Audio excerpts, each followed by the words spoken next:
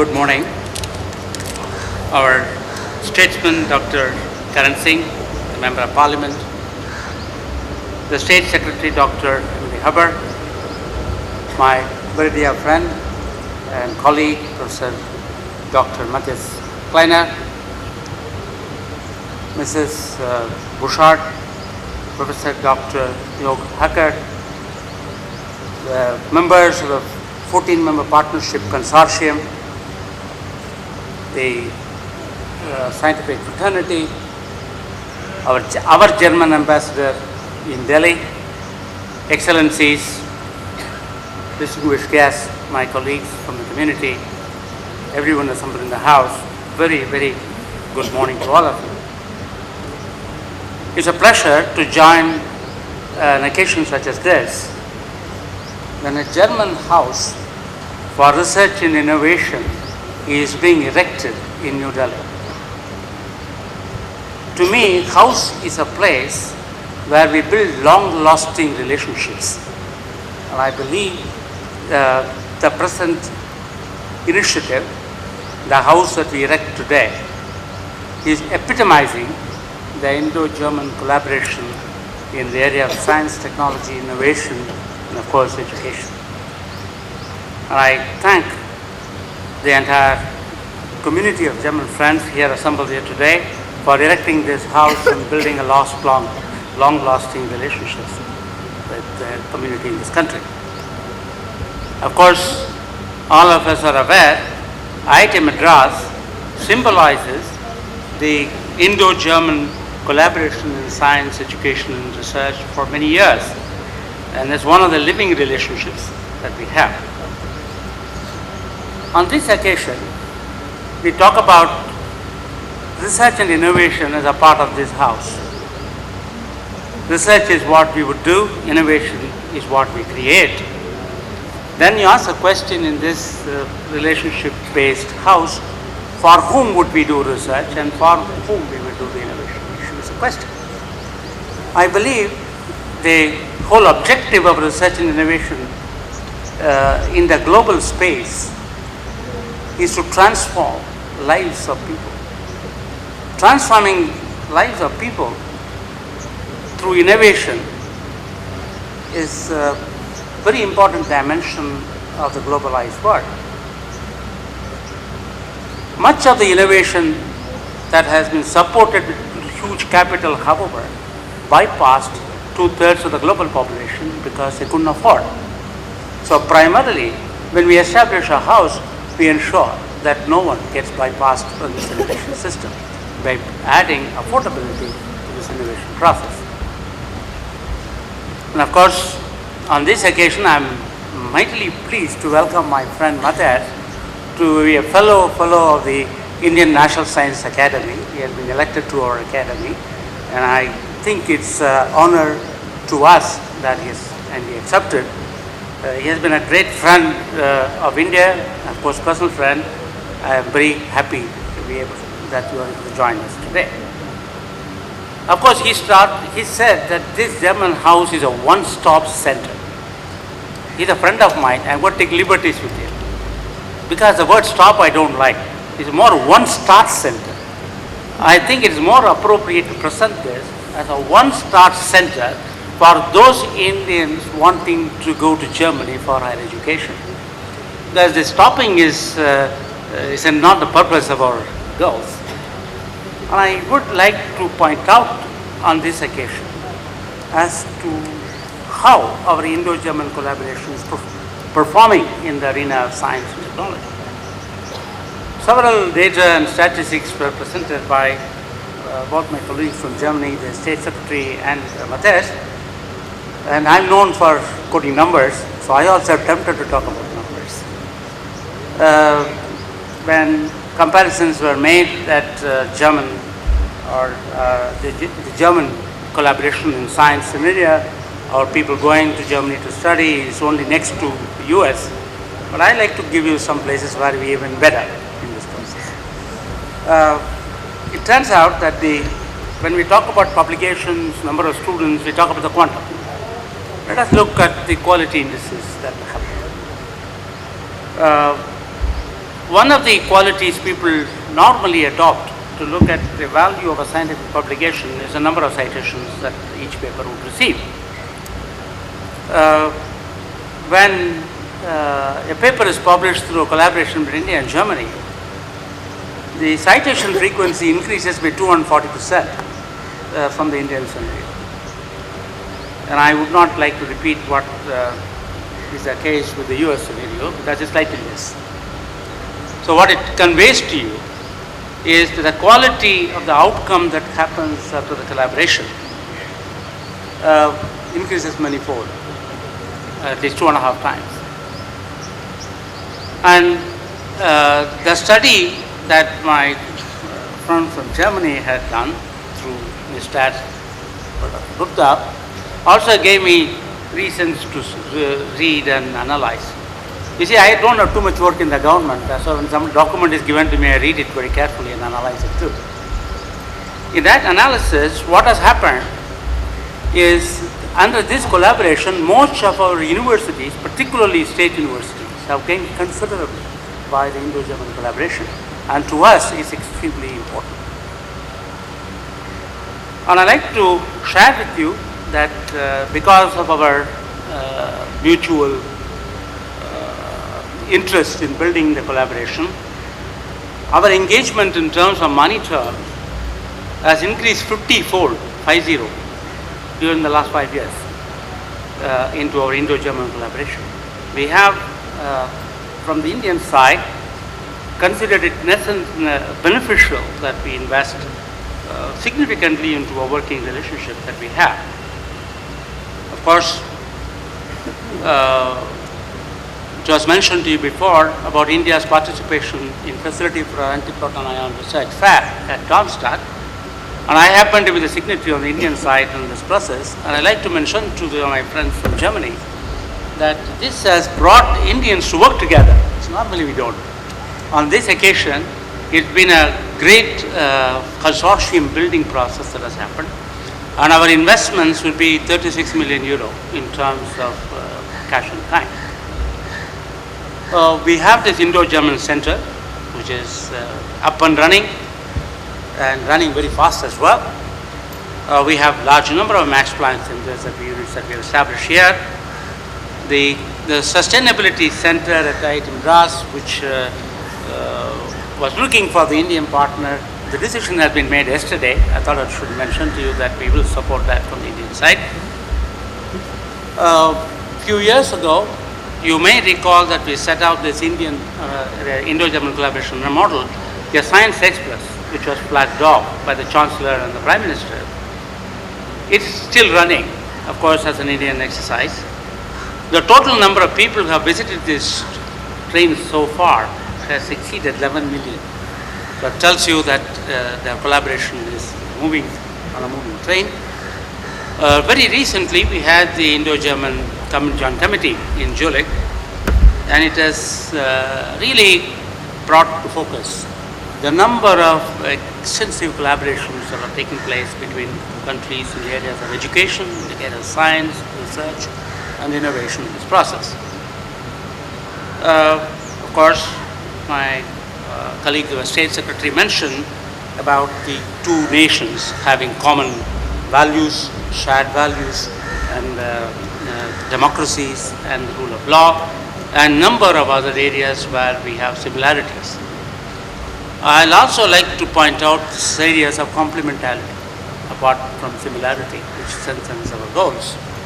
If we look at this, it says Germany is a land of ideas. Of course, it's a land of ideas. And India today is a land of talented youth. Probably we have very large number of very talented people in this country. 54% of the population is under 35. The projected mean age of India in 2025 will be 29.8. That's a very young nation of 1 billion people. That connecting the land of ideas with the land of talented youth is of mutual gain and perhaps a global gain. And therefore, we see this house of German is something in investment in the next 20 years space to connect systems of global good. Of course, our European friends are known to focus on innovations adding to quality. So the maximization of quality is a natural process of research and innovation in the European context. India's strength is an optimization of resources, optimization of costs and price. These are days when the crisis of economic nature, it's one place or the other all the time. And I think combining the strengths of optimization and maximization as a complementary strength is again an area of opportunity for both of us. And I really believe that what we have set up today as a German house for research and innovation really will bring the two major social systems where innovation is intrinsically wound in the global system to provide global good. And I believe that very best, and I wish you all a great future. Thank you very much.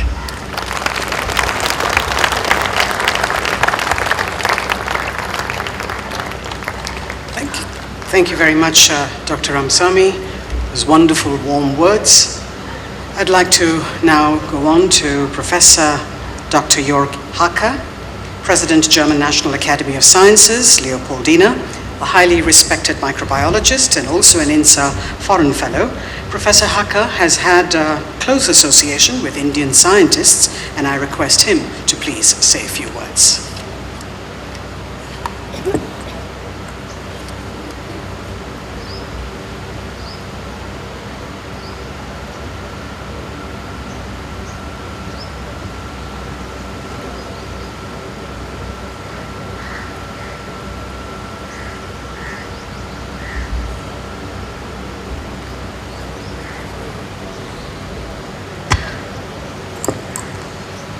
Dear Professor Kleiner, Honorable Dr. Singh, verehrte Frau Staatssekretärin, dear State Secretary Ramazani, Deputy Chief of Mission, Dr.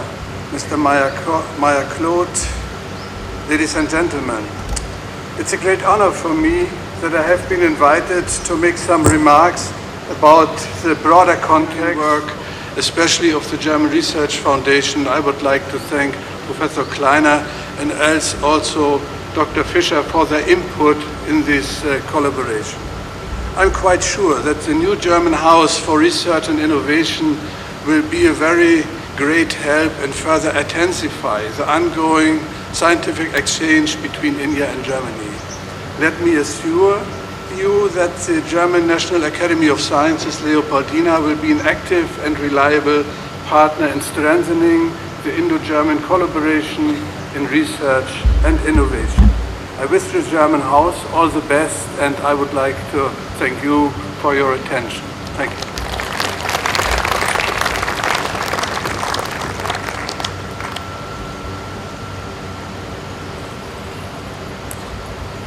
Thank you very much, Professor Hacker. Our chief guest, ladies and gentlemen, Dr. Karan Singh, has had a distinguished career encompassing a wide range of responsibilities as a scholar, diplomat, and a respected political personality. Hailing from an aristocratic family, Dr. Singh is currently a member of Parliament and also the chairman of the Department of Foreign Affairs of the Congress Party. May I request Dr. Singh to please give the inaugural address.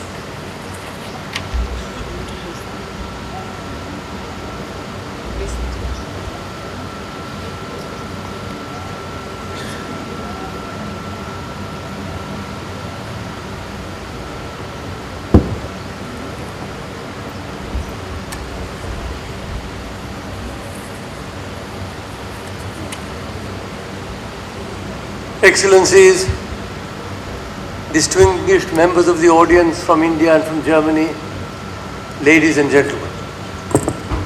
Let me say at the outset what a pleasure it is for me to be here. Not because I am a scientist or knows anything about science, but because I live next door. I am 3 Nyayamarg and you are 2 Nyayamarg. So when they asked me to inaugurate this, I said, as a good neighbor, I could not say no. But that explains the fact that someone who has worked all his life in culture and in education has taken upon himself the responsibility to inaugurate a center for science and innovation. Way back in the 50s, our first Prime Minister Pandit Jawaharlal Nehru and Chancellor Adenauer started Indo-German collaboration. And since then, there has been a great deal of movement on many fronts. But our relations go back before that. The great Indologists, for example, Max Müller, Heinrich Zimmer, whose marvelous book, Myths and Symbols in Ancient Indian Civilization, the novels of Thomas Mann, for example, The Magic Mountain Zauberberg, the novel of Hermann Hesse, The Glass Bead Game. All of these have had a profound influence upon many of us who were growing up at that time. Of course, nowadays nobody reads. So I don't expect anybody here would have read it, because you're all of a younger generation, but everybody is stuck with those machines. Luckily, I was born in the pre-machine period, and therefore I actually read books, and I love reading the books. And if anybody is interested, I've got 25,000 books in my museum and library in Jammu, if you go there. We have a very rich tradition, but I think it needs to be said that our tradition is not only in philosophy and religion. We had a very long and powerful tradition in science, whether it is mathematics. Had we not invented the zero, there would have been no modern mathematics. Whether it was the so-called Arabic numerals are in fact Indian numerals which went from India. In medicine, very profound study of Ayurveda into various aspects of physiology and of medicine, including surgery. Of metallurgy, there are texts on metallurgy and how the dhatus are made. Grammar and phonetics, the Bharata's Natya Shastra and the Panini's Jnana Sutras are among the great works in the world. And architecture. How was that the temple? If you go to Tanjavur, a temple was built there 1,000 years ago by Rajaraja Chola, exactly 1,000 years ago. Look at the engineering and the architecture that must have gone into that.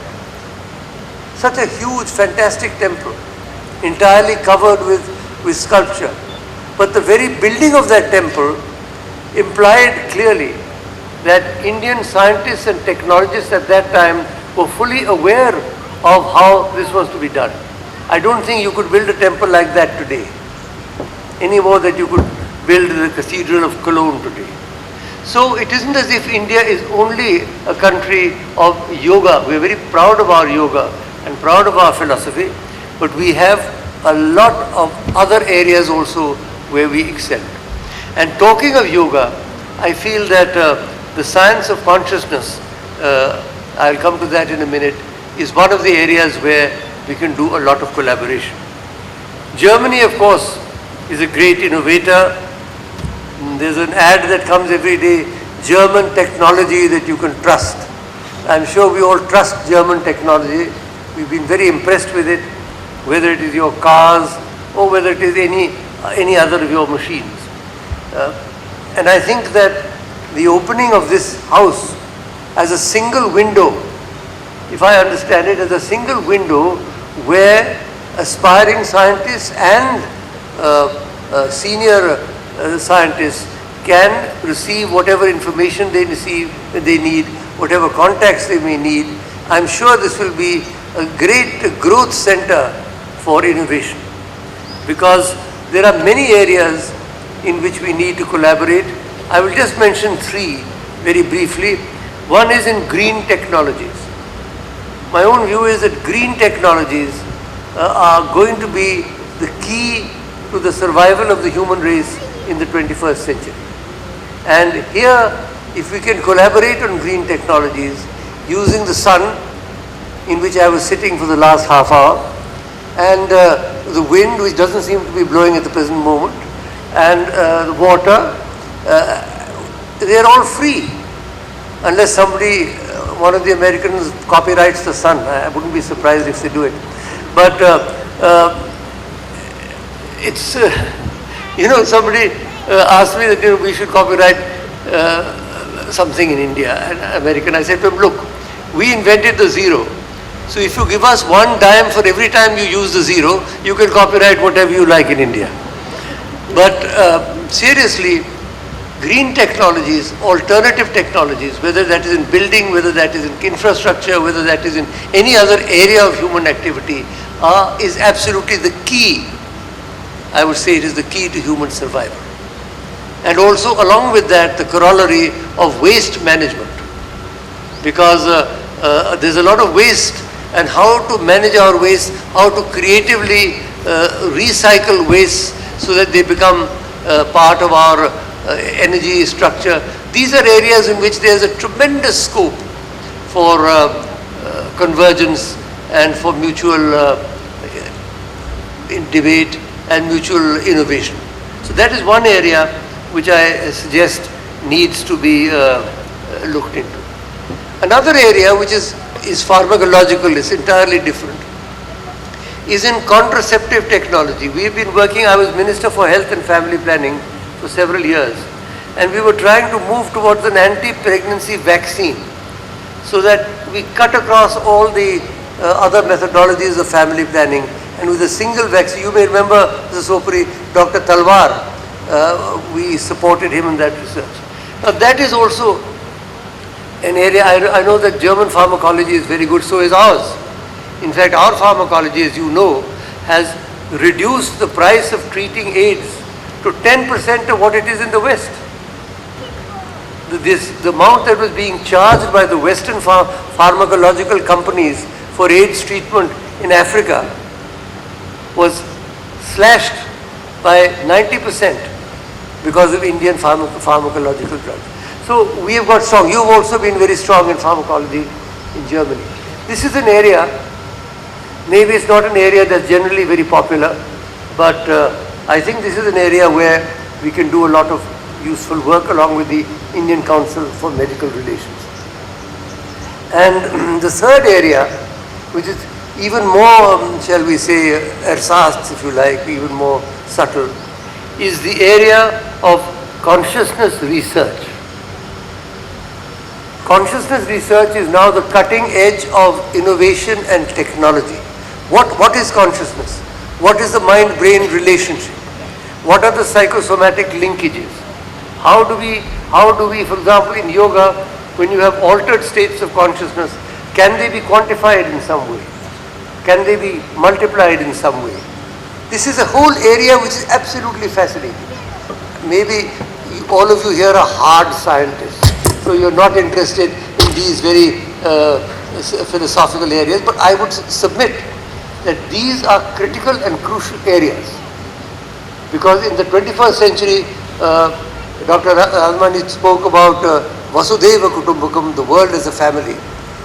We must develop that, and that can only be developed with a creative interaction between countries like India and Germany.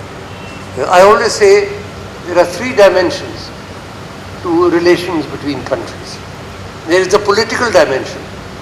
That is the classical political diplomacy from the times of Kautilya and Metternich and, those are government-to-government relations. We have the ambassador here, he knows about that. Then there are economic relations. More and more now, relations between countries are beginning to revolve around economics, around commerce, around trade. And therefore, that second dimension is corporation to corporation. The political dimension is government to government, the economic dimension is corporation to corporation. But the cultural, scientific collaboration is people to people. It is the closest way to knit people together. Because when you talk culture, when you talk science, when you talk innovation and research, you are not talking to some sort of theoretical entities, you are actually talking to people. Or when in the year of Germany, the people of Germany watch one of our glorious Bharatanatyam dances, or when a German ensemble